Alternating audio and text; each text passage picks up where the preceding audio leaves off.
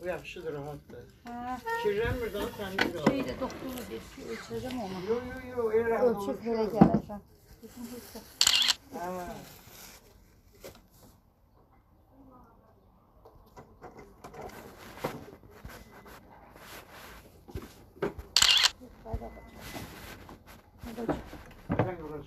Stəkan bir aləm idi.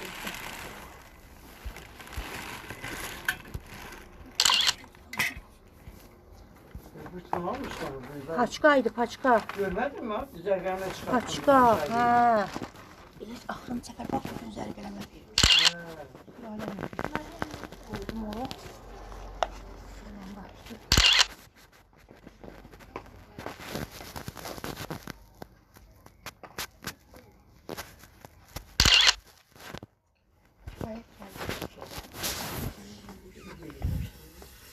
Очень или жарко там?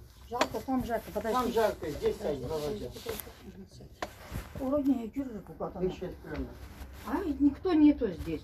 Kim görecek seni? Ama geçiyorlar hem şekil, ne diye o meydan meydan. Şu o bir ne salı be. O yüzden. Çok sağ ol.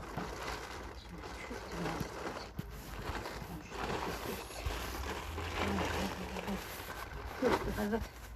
Ya bu güzel kiloşlar. Ya bir yere de bakmışım, kullanmışım ama nerede? Hoist Major. Bak şimdi bir elədim ki, müştərmiş satdı. Dedim ki, götür kullanmışım. Yoksa hayır. Sen vurmadın, ben yıkılmadım. Yaxşı sayılardı. Bir gün ondan ben. Burada bir yığıldı. Ha, bir paçkada tutayım. Evet. Tek de olmaz. Evet, kan veriyorum. Ha, yok. Kullanmışım onu, çok şey. Kullanmışım. Kadın balon olsun. Ha, hadi.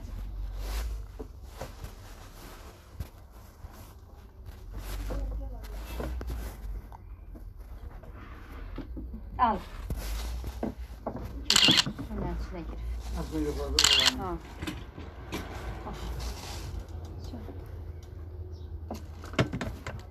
Böyle akmak yapın bak. Kökün içinde